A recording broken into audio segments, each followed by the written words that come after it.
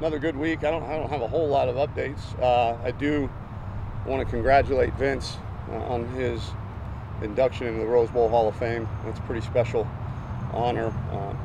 The granddaddy of them all to be honored in their Hall of Fame is pretty special. But there wasn't a whole lot of necessity to motivate our guys to practice really well this week. We understand, we're playing at home against one of the top teams in the country, and we've been excited to prepare. Obviously, we've still got quite a bit of mental preparation left, but I think the physical work was really, really good this week. Questions? Brandon Jones. Brandon was full today. Keontae is highly doubtful. Anybody else? Patrick, is got out of the hospital. Deli was full. He's good. He could play? Oh yeah, we'll play. But Shaq will be out, right? Shaq is still out. Correct. Yep. What do you expect Yes. What do you expect the atmosphere to be like? The Texas fans get up for the big games. It's the return and Bevo Bowl, everything else that's going in. How do you not what do you expect the atmosphere to look like, but how do you expect your team to handle such a raucous, rowdy, exciting atmosphere? I think it'll be good. I mean, our guys are going to be excited to play. They're going to be excited to play for a lot of different reasons. But our fans and our students will have a direct impact on the game. And I really, again, I said Monday, and I'll say it again, what Chris Delconte and Drew Martin have done in such a short time, not only the vision, but the execution of that made last Saturday, really, really excitable for our players, and I can only imagine it'll be that much more ramped up. What did you notice in game about the difference? The students were the biggest difference I saw in game was just how loud they were, how packed that student section was, and I made a point to go over, and as I was jogging up the tunnel to even thank them and tell them to keep it up, because I wanted to, at halftime, I wanted to make sure they stayed in it, and they did a heck of a job. What did you think about the walk down the street and all that? Were that many people packed in there? Yeah, it was really cool. I had players, in the locker room before the game. Coach, that was awesome.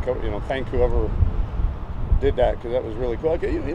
We've walked, through people before, obviously, last year and in prior years, but to have that massive of a crowd and to kind of go in a different direction was pretty cool. Talking with the coordinators yesterday, Tim Beck said, Sam gets up for the big games. I don't know why that is. You said on Monday, he gets really lathered up, and then Orlando said this team just seems to get up for the big games. It's got to be good for a week like this, but how do you try and capture that to make sure that the team maintains that same ampness for? We'll worry about that. I mean, they're 12 one-game seasons, and we'll worry about. I don't think there'll be any need for motivation next week or the week after or the week after that. And these guys, they understand what our schedule's like, but they also understand that in order to make a difference, we gotta be excited every single week, and we handle it on a 1-0 week by week basis. Did you talk to the guys and talk to the team this week about this whole idea of being tired? They'll be loose this week because they're going to win. But because of what happened at halftime and how they played the third, is there any lingering effects in the No. We're in a really, really good place. Yeah. Really good place. The guys have let their hair down collectively, and we're having fun. Practice is work. The fun is on Saturdays. Right. Practice is not supposed to be a whole lot of fun. Practice is intense preparation so that when you jog out that tunnel, you're confident that you can go perform. And they've been great. Nothing lingering. Tom, I know you got a massive recruiting weekend this weekend. What do you and everybody in the organization hope to get out of? Obviously, aside from the result of the game, what do you hope to get out of this weekend? I want our recruits to see, what we are evolving into. We are certainly not a finished product. by any stretch, but you know, to see what game day is like, you know, it's difficult because we pride ourselves so much in the personal attention and personal relationships that, you know, game day weekends, they're you know, there's good and bad. You know, the good is they do get to experience you know, our game day atmosphere and our fans and what it's like in a big game at DKR, you know, sometimes at the sacrifice though of some personal attention too. So our recruiting staff is going to be really on point this weekend, knowing that, you know, our coaches are going to be pulled in a lot of different directions. How many guys have zeroed in to that field? I think we have 5 official visits, 5 or 6, something like that, but we'll have 40 or 50 top guys on, you know, for unofficials. I know, you know, getting Herman last year, you know, Southern California, you've gone there in this 2019 class. How have you noticed the Texas brand appeal it has to kids in Southern California? I think it appeals great. You know, again, we are, when we commit someone, when we offer someone, you know, it's because we feel like they can be developed into somebody we can win a national championship with. And we'd love to do it with a majority of Texas talent, but for one reason or another, you know, if we have to go out of state, we're okay with that. And you know, we've found that the brand